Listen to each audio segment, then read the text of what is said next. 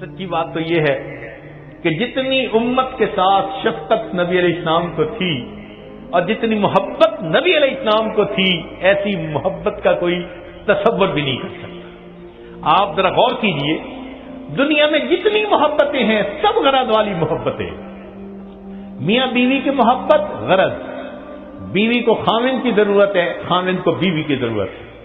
اولاد ماں باپ کی محبت غرض، اولاد کو ماں کی ضرورت ہے، باپ کی، ماں باپ کو اولاد کی ضرورت ہے۔ بھائی بھائی کی محبت بھی غرض، ایک دوسرے کے ہیلپ کی ضرورت ہے۔ پڑوسی پڑوسی کی محبت بھی غرض کی بنیاد پہ، ایک دوسرے کی ضروریات ہوتی ہیں۔ حتیٰ کہ اگر استاد شاگرد کی محبت ہے تو وہ بھی غرض کی۔ کیوں؟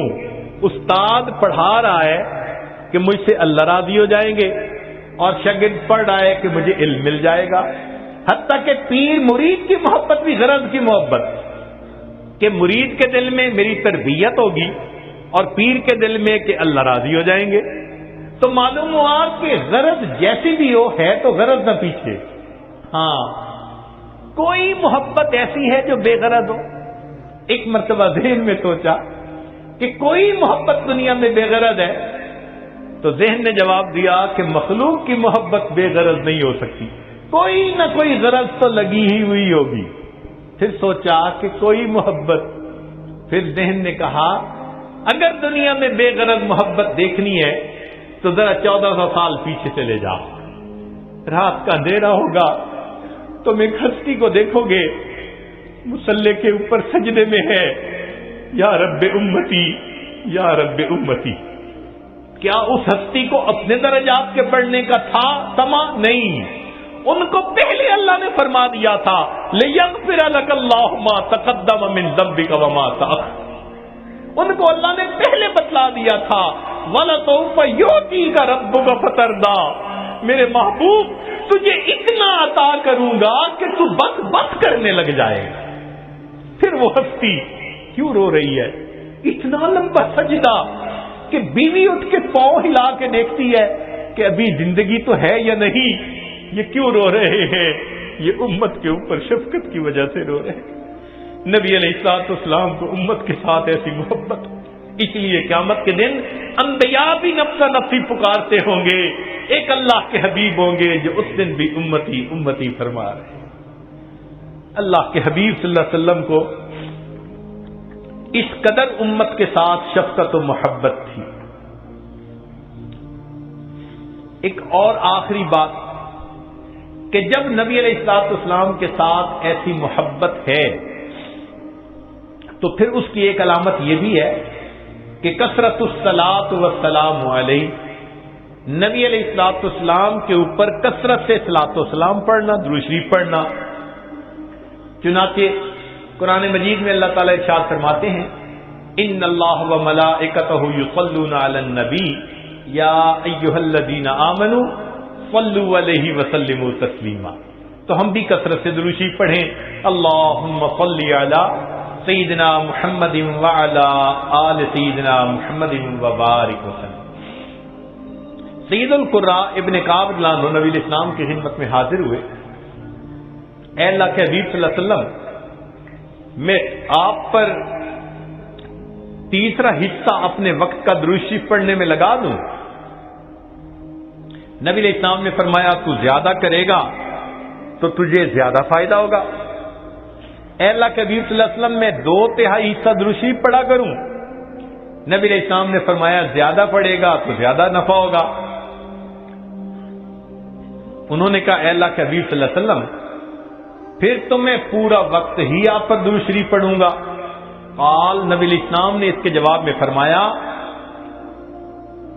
کہ اذن یغفر ذنبک وتکفی ہمک، اگر تو ہر وقت مجھ پر درود شریف پڑھے گا اللہ پھر تیرے سب گناہوں کو معاف کر دیں گے اور تیرے تمام غموں کو اللہ ختم فرما دیں گے۔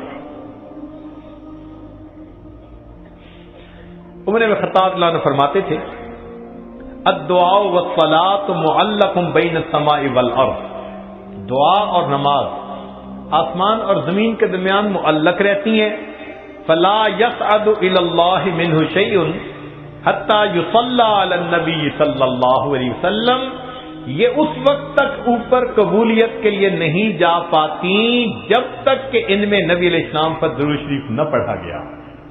اسی لیے ہر دعا سے پہلے بھی درود شریف پڑھنا چاہیے، بعد میں بھی پڑھنا چاہیے۔ نبی علیہ السلام نے ارشاد فرمایا الدعاء بین الصلاتین لا یرد، کہ دو درود شریف کے درمیان جو دعا مانگی جاتی ہے اس دعا کو رد نہیں کیا جاتا۔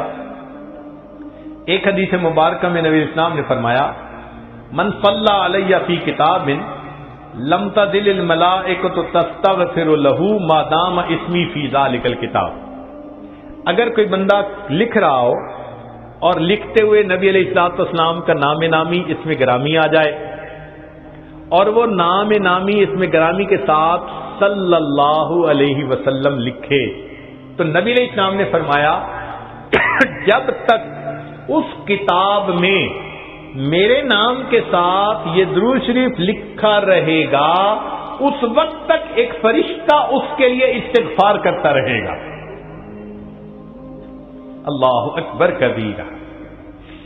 ابن مسعود رضی اللہ عنہ فرماتے ہیں کہ نبی الاسلام نے فرمایا اول الناس بی یوم القیامہ اکثرہم علی صلاۃ، کہ جو بندہ مجھ پر سب سے زیادہ درود شریف پڑھتا ہوگا وہ پھر قیامت کے دن میرے سب سے زیادہ قریب بھی وہی بندہ ہوگا۔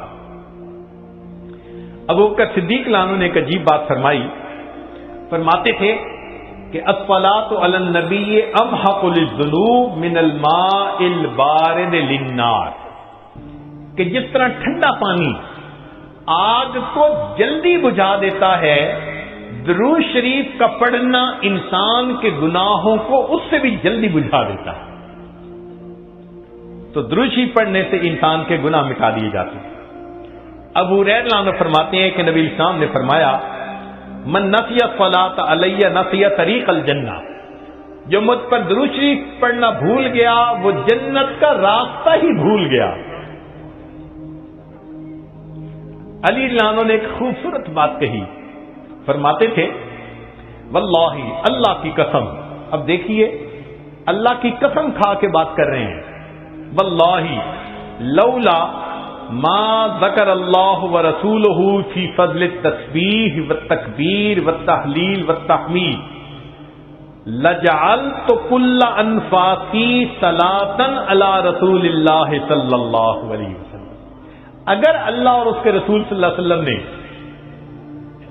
تسبیح تحمید تکبیر کے فضائل بیان نہ فرمائے ہوتے تو میں اپنی زندگی کے ہر سانس کو درود شریف پڑھنے میں ہی خرچ کر دیتا۔ ایک اور حدیث مبارکہ سنیے، نبی علیہ الصلوۃ والسلام کے ساتھ صدیق اکبر میں بیٹھے ہوئے ہیں، ایک نوجوان آیا، نبی علیہ السلام نے اسے اپنے اور صدیق اکبر کے درمیان بٹھا دیا، پھر فرمایا کہ ابو بکر میں نے تیرے اور اپنے درمیان اس کو بٹھا دیا، اس بات پہ حیرت تو ہوئی ہوگی، اللہ کے نبی صلی اللہ علیہ وسلم بڑی حیرت ہو رہی ہے۔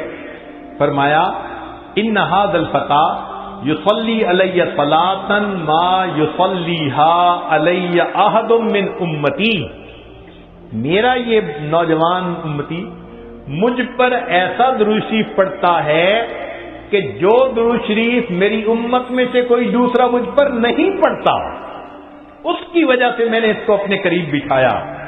پھر نبی علیہ السلام نے بتلایا کہ وہ کیا درود شریف پڑھتا تھا، اللہم صلی علی محمد عدد من صلی علیہ وصلی علی محمد عدد من لم یصلی علیہ وصلی علی محمد کما امرت بالصلاۃ علیہ وصلی علی محمد کما تحب ان یصلی علیہ وصلی علی محمد کما ینبغی ان یصلی علیہ۔